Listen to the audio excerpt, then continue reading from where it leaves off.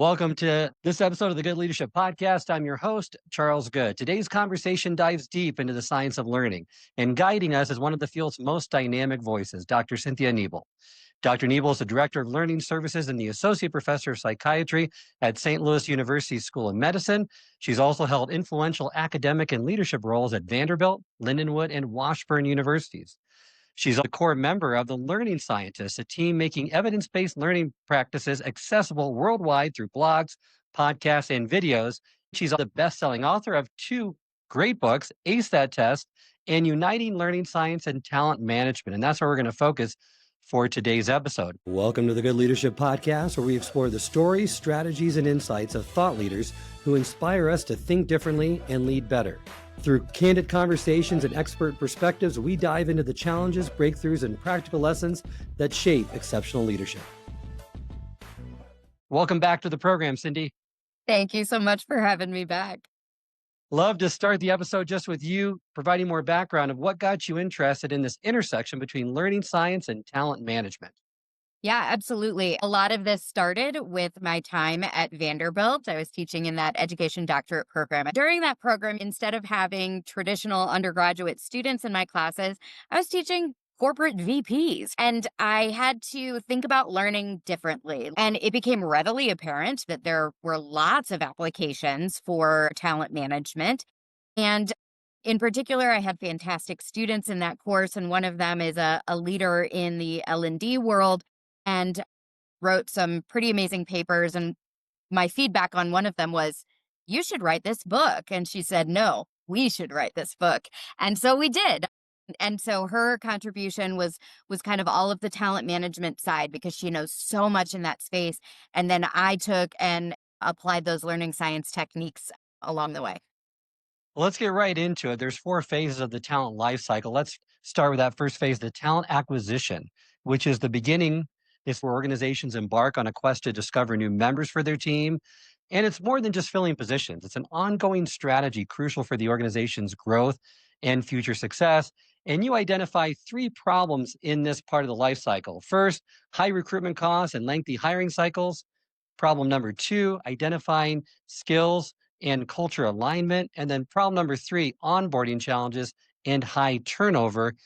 They're really categorized under two main themes of strategic talent sourcing and optimized onboarding experiences.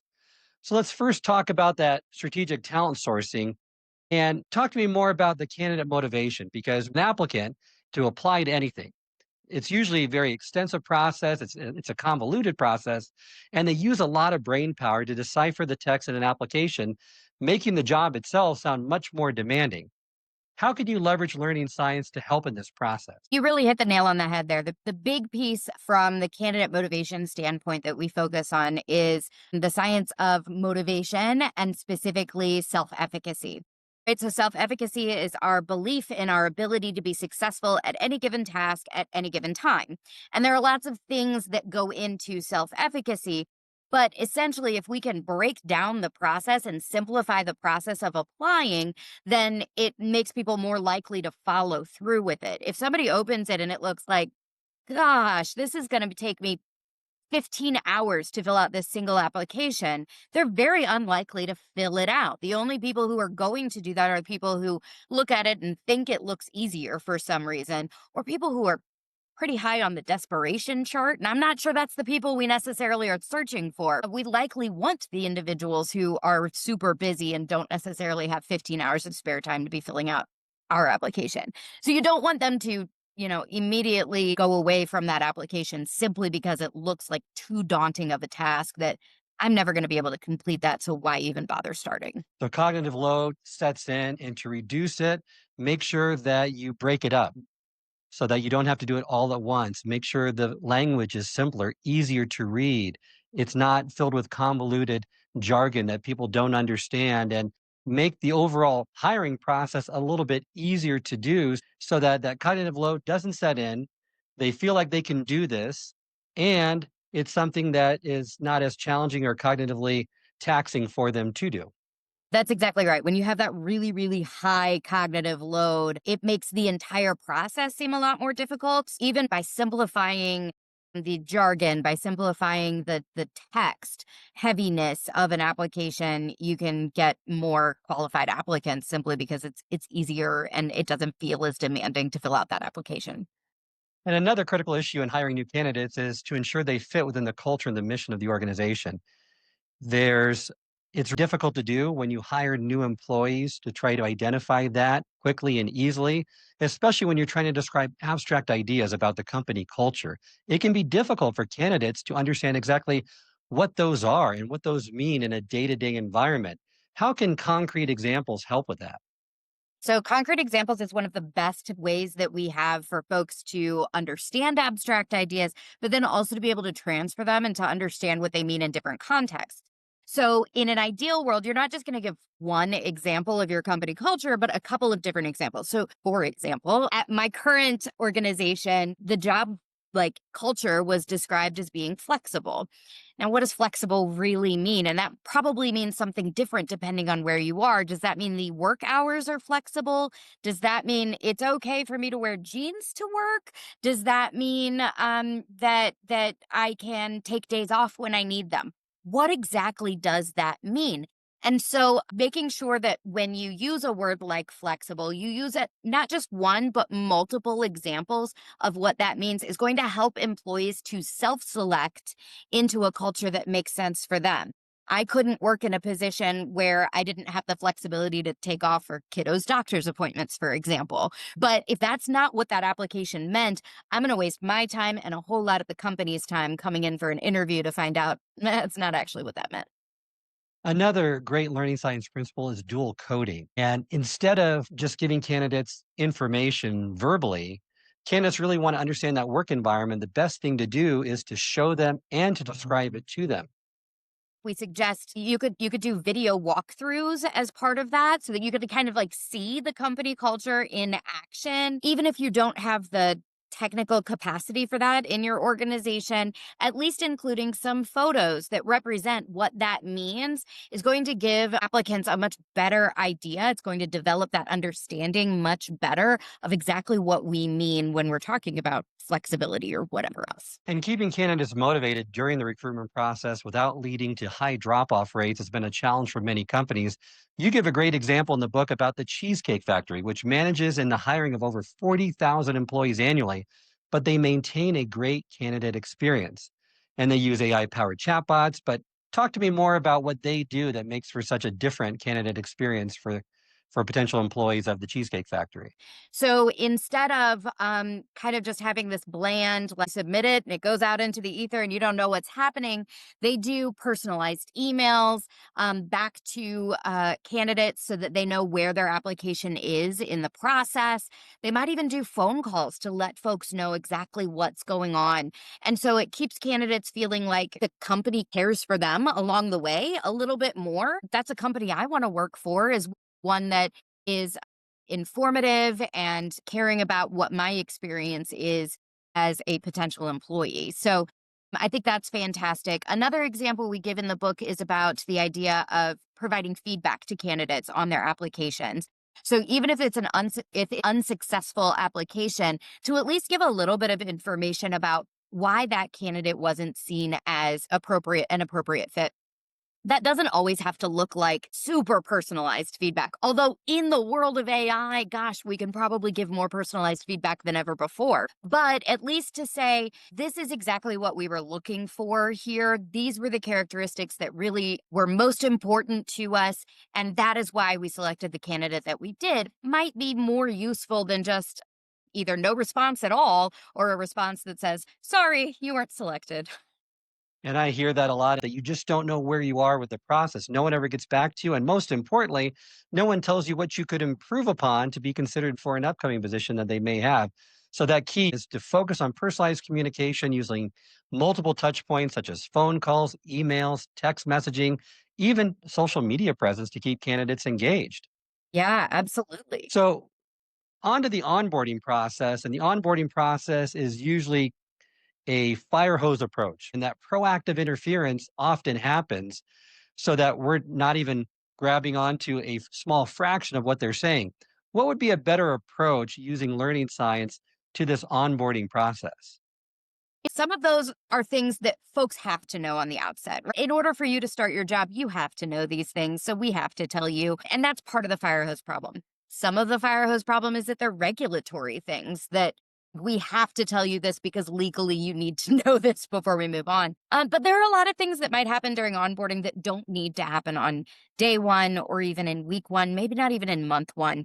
So the first is just to spread out what can be spread out. So creating an onboarding process that isn't a week-long process, but might be a year-long process where individuals are continuing to get touch points. And then using spaced repetition and retrieval practice during that time can be really beneficial. If there are a lot of things that just had to be thrown at somebody in week one because it was important, we had to do that for safety or regulation purposes. Likely, if it was a safety or a regulation thing, that doesn't, it was important. We should probably bring that back up again, knowing full well that they probably did not retain everything.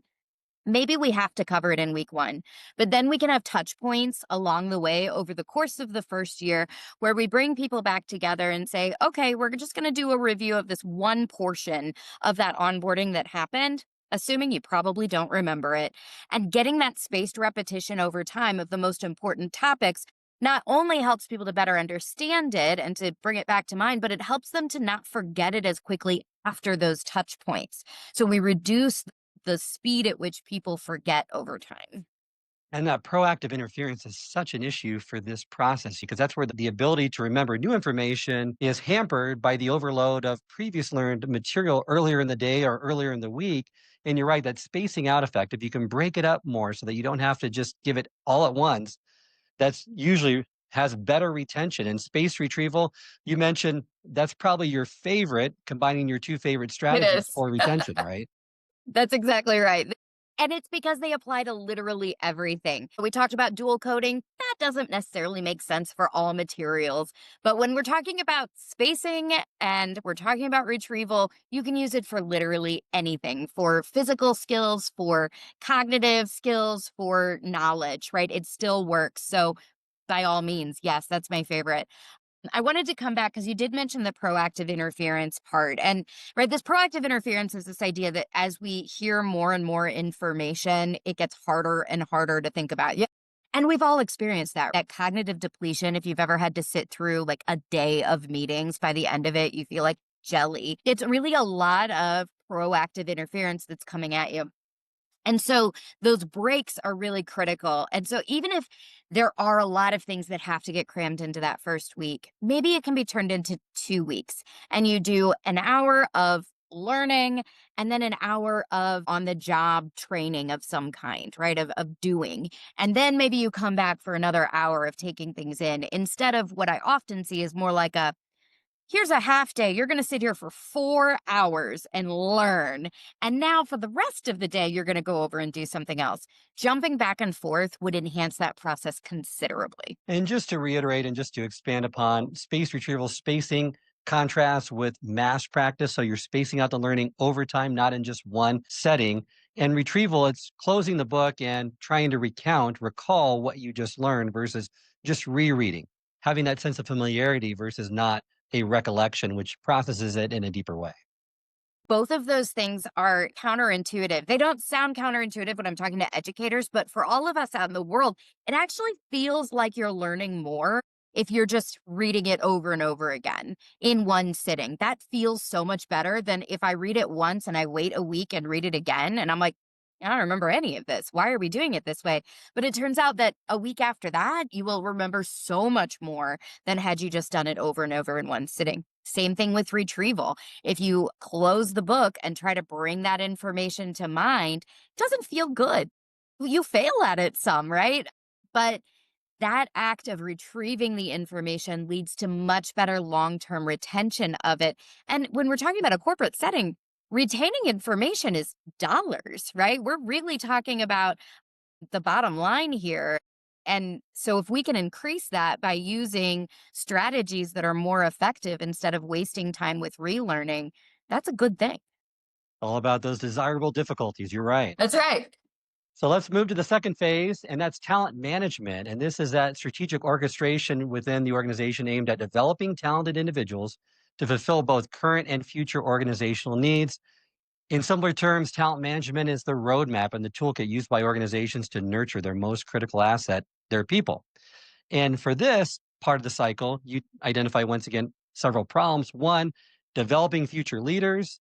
The second problem is around creating career paths. And then the third one is fostering organizational culture and employee well being.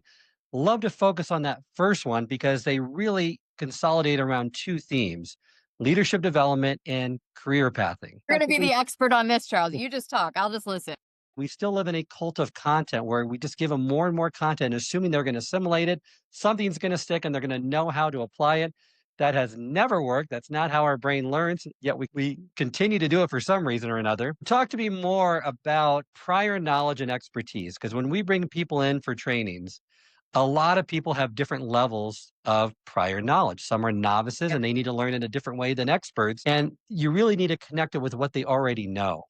And many people feel like, well, I'm just going to give them these random facts and hopefully something sticks. Well, that's great for trivia, but not so good for learning in the corporate setting. Honestly, it's not that great for trivia either. Even for trivia, if you already know a whole bunch about, I don't know, baseball, and then I tell you some fact, you're going to remember it a whole lot better than I am because I don't know anything about baseball. So that it's true in the corporate setting too. So when we are specifically talking about leadership development, if you have folks that are pretty novice in the organization or they're just dipping their toe into this idea of it's maybe their first leadership role and we're trying to give them some amount of leadership training. But those individuals who are sort of novice, they're not going to have leadership jargon. They don't know what authentic leadership means. They don't know what transactional leadership means. And so trying to talk to those individuals, if we're using all that jargon, they're just sitting there trying to follow the words coming out of your mouth. They do not have a chance to process the deeper understanding of that. Whereas if we have experts in the room who have been through 30 leadership development trainings in their life because they love this stuff and they suck it up, then they're coming and you're talking about authentic leadership and they're like, oh, yeah, I know what that is. So we have two very, very different experiences here. It turns out that when we look at prior knowledge, all individuals learn best if you can attach what you're saying to what they already know. If we try to learn things in isolation, we don't really understand it very well. One step further than that is something called the expertise reversal effect. And it's this idea that novices, they really do just need you to tell them the definition of authentic leadership because they've never heard it before. They need you to tell them. So that direct instruction really is their foundation. It's where they need to start. When we get to the experts, the folks who have been through this a few times, what they need is the opportunity to practice. They need more problem solving, more inquiry, more trying things out. That is how they are going to further develop. Just giving them more information isn't going to take them much further than where they are right now. Well, and I've noticed too that for novices, their language is the concrete language, and you have to give them lots of examples so they can Yeah. connect that surface level knowledge and connect it in a deeper way. Because you're right, the experts think a whole lot differently. They have that schema. They're able to chunk the information and they can think at a much deeper level, and they need to practice around those concepts so they get better at those. Break apart leadership development between the retention and the application. So for retention strategies, space retrieval works the best to retain that information over a long time. We've touched upon that. Talk to me more about the application and the transfer, because that's something we always deal with leadership development is the near transfer versus the far transfer, not getting it to where they can use it in some meaningful way when they get back to the job. Probably the two most critical things for transfer are number one, the concrete examples we already talked about. If you want folks to be able to transfer to whatever when they get back to their actual desk, they have to see concrete examples, but they need to be varied, right? If you give them two examples of feedback and both of those are with employees who made one mistake this week, it's two examples, but they're so similar that that's all they're going to be able to do with it. But if you give them two wildly different examples of giving feedback in which they're going to need to do this, and then they're in a new situation, they're much more likely to be able to apply that. But the other thing about transfer is all about, you said it, near transfer. So near transfer, it's this idea that all humans are terrible at this. We're all bad at being able to take information and transfer it. But when we learn, we can do just a little bit of transfer. So however we're learning it, we can apply it to things that are really similar to that, that are a little different. But trying to apply it to things that are very different is really hard. So, our job as leadership development trainers is to try to create as many examples as possible so that folks can see that and they can practice it. In order to be able to transfer those things, we need to be able to practice it, and we need to practice it in situations we're likely to actually be in. So you don't want to give them scenarios on a sheet of paper and then send them back to their office to put it into practice. That's hard to do. Rather, you want to give them scenarios on paper, lots of different ones, so they understand it, then have them practice those different scenarios in the training session, then send them back so that they can practice it in the real world. That's such great advice there. And when someone learns something initially, the first step in mastery is having that shallow knowledge that they're not going to be able to transfer to a wide variety of circumstances. So, giving them examples that are as close as possible to what they need it for is essential. There's a great experiment that was done with physics students that were just novices versus physics students that were PhDs. And the experimenter said, identify these lists of problems based on the category they fall into. And the novices recognized, oh, well, this is a spring, this is a pulley, which was great because they were novices and that was that surface structure that they were looking at. The PhD students in physics looked at the underlying physics principles and they said, no, this is Newton's second law of motion. So just having that level of knowledge, you're able to categorize things differently and apply it in a myriad of contexts. But it takes time, it takes practice, and it takes seeing lots of examples so you can connect it in a deeper way. That's why these experts are able to do this much easier because they've been living and breathing this for a long time. So they have a whole list of examples in their heads that have created those different understanding of those underlying concepts. And I love the example that you give in the book. What Google does is it uses micro learning through whisper courses, providing managers with actionable tips via email, leading to noticeable improvements in that manager's behavior. And these tips are designed to be read and reflected on in the moments between meetings or during a coffee break. So perhaps this week's whisper course focuses on active listening. Here's a quick exercise to try in your next team meeting. An email prompt encouraging immediate application of that concept. It's breaking it down into smaller segments, identifying things that they can use right away and practice with. You just talked about reducing cognitive load, spaced repetition, retrieval practice, concrete examples, and near transfer. I love it. Let's move to that third phase, and that's talent retention. Holding on to exceptional talent in an organization is often an arduous uphill climb. It's defined as the organization's ability to keep its employees, especially the best ones, and involves strategies to prevent top talent from leaving, losing skilled employees, because that can be costly and disruptive for the entire organization. You identify also a couple issues with this or problems is that one, competitor poaching, which is always present, and I love the stat that you put in the book, and I actually even researched it and got an updated one. And according to Zappia, says close to 80% of job-seeking candidates in the market are composed of passive candidates, meaning they have a job, they're not actively looking, but they're exploring new opportunities when they present themselves.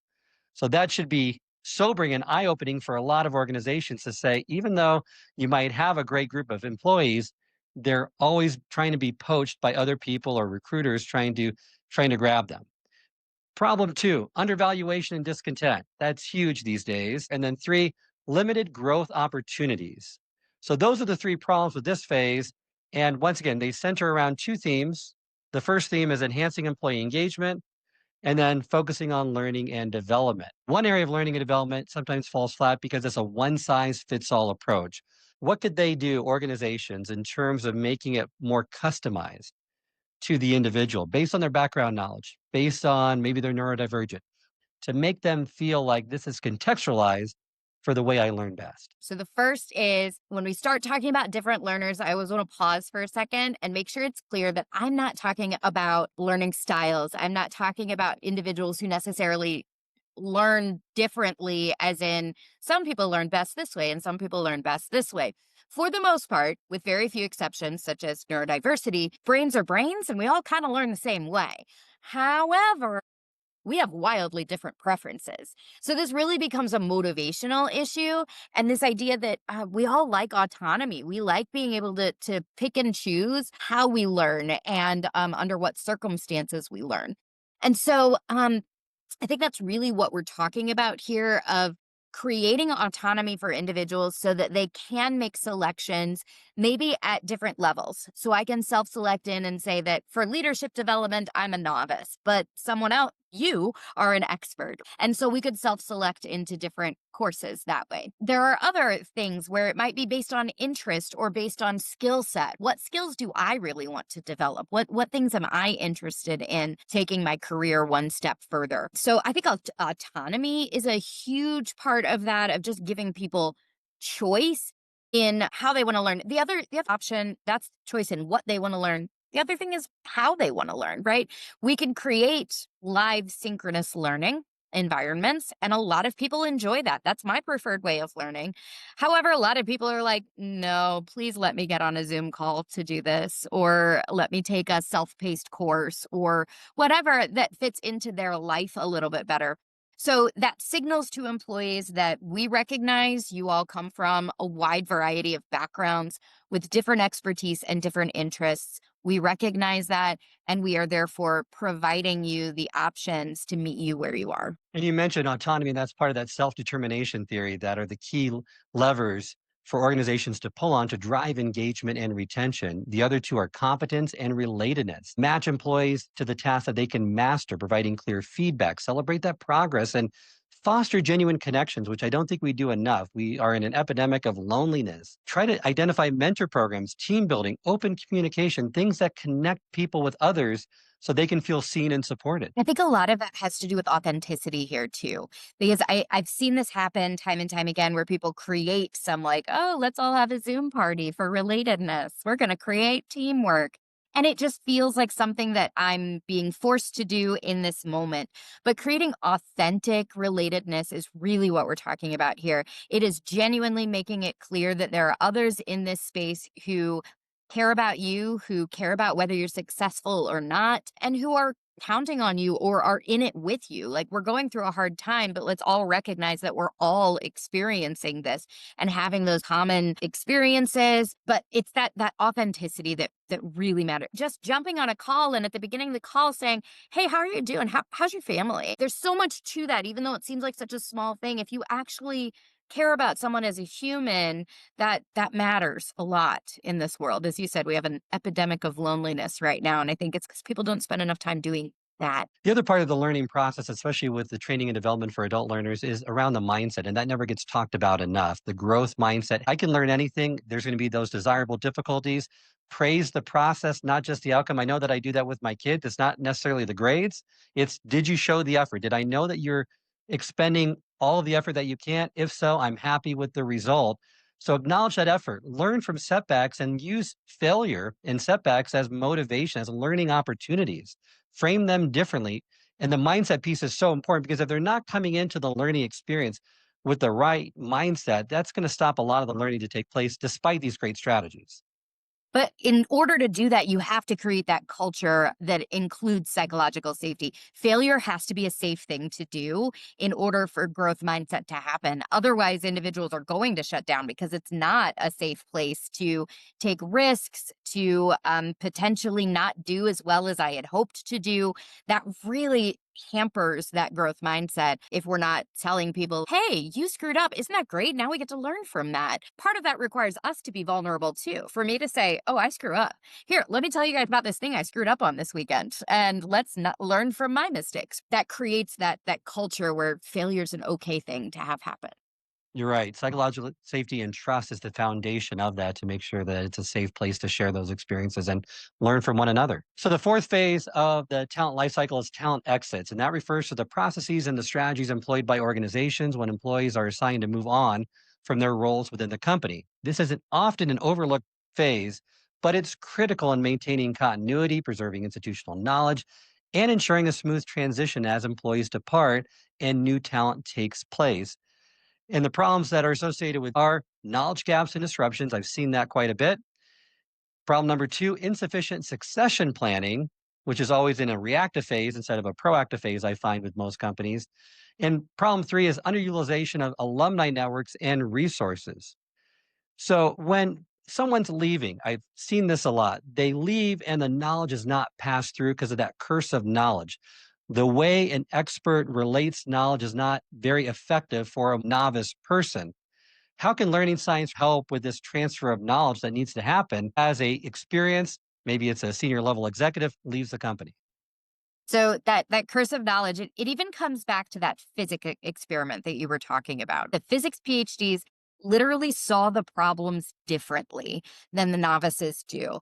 And that's the problem. That if I'm an expert, I don't know how to talk about it. I don't know how to think about it as a novice anymore. I don't see springs. I see laws of physics. And so, in order to then take that knowledge that I have and share it with someone else becomes really difficult. And so, pretty critical in this process is making sure, as you said, that it is proactive. We need to be making sure that we have a knowledge sharing process early in the process, not, oh, someone's leaving. Okay, we have 2 weeks in order to gather everything that they know, but rather to make sure that we're thinking about this along the way. We talk in the book about an organization that has like an internal wiki that they keep track of what things are going on and what we know about them and what folks are working on so that that knowledge stays. But the other part of this is to make sure that it's a collaborative process. As the novice in this situation, if you come to me and you start talking about laws of physics and I don't know what you're talking about, I can tell you that.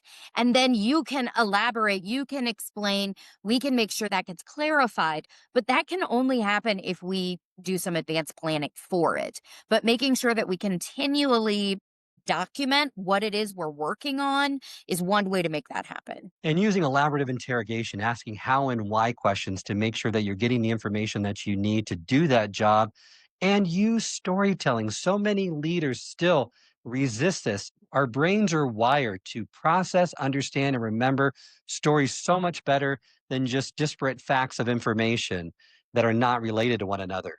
So use storytelling, use elaborative interrogation that would really amplify that process. It's true. I mean, it's related to that concrete examples piece that we're going to remember things better if we're learning them in context. Our brains are hardwired to remember stories. And so I love this idea of having folks just sit down and tell us stories of things that have happened that are good illustrations of the things that you've been working on. It's one of the best things that we could do. And also having a apprenticeship model instead of just a dump model where you just dump all the information on them in the last 2 weeks, like you said. Yeah. Let's have that apprenticeship model work through a longer period of time with them so they feel more comfortable in taking on that responsibility or that role once that individual leaves. It's a tough thing because you don't wanna tell somebody, "We're planning on you leaving soon, so we're gonna put pair somebody with you to go and be." At the same time, having those sort of relationships just established that pretty much everyone takes on a mentorship model or an apprenticeship model, but everyone having someone at the level below them so that there's constantly this, what do they say? Like, as you climb, make sure you turn around and reach for the person behind you. If that is the company culture, first of all, what a beautiful company culture. But that also helps us with this issue of succession and making sure that we've got people who are ready to step into roles. How can organizations reframe exit interviews and alumni engagement to create opportunities for spaced review and ongoing social learning? This idea that as someone leaves an organization and they do take that knowledge with them, if they've had a good relationship, we don't all leave jobs because we're dissatisfied. We leave for career progression sometimes. And so if they've had a good relationship, utilize them. They are going to have networks of individuals that they know are perfect for a role at your organization that they're meeting. They're going to have new knowledge that they can bring to bear on the role that they had before. So, maintaining contact with individuals who have left creates not only an opportunity for knowledge sharing, but also better candidates applying for the roles that you have open at your organization. Well, we've given our listeners a nice overview of these 4 steps. I think we've integrated some great learning science principles within each one of those 4 phases.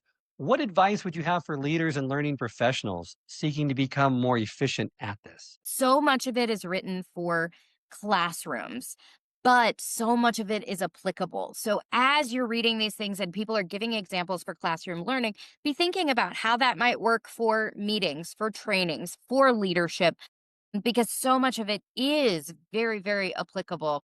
So you got adult learning and child learning. So can those principles really be transferred into adult learning very effectively, or does it take a new paradigm or approach? Well, thank you for asking that. It's one of my biggest pet peeves in the entire world. This really is a false dichotomy. The primary difference between andragogy and pedagogy has everything to do with motivation and very little to do with how we learn.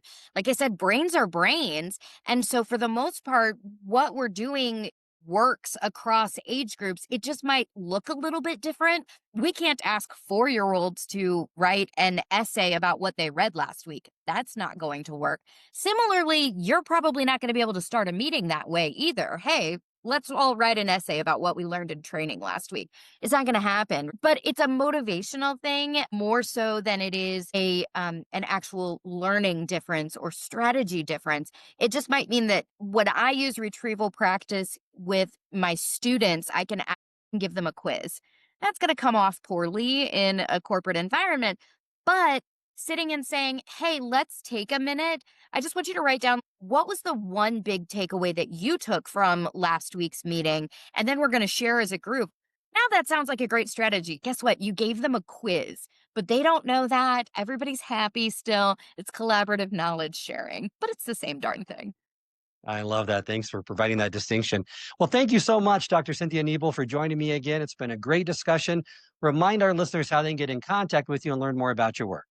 The easiest way is through the website, The Learning Scientist. So it's learning scientists, plural.org. And you can find more contact information for me there and lots of free resources on learning science.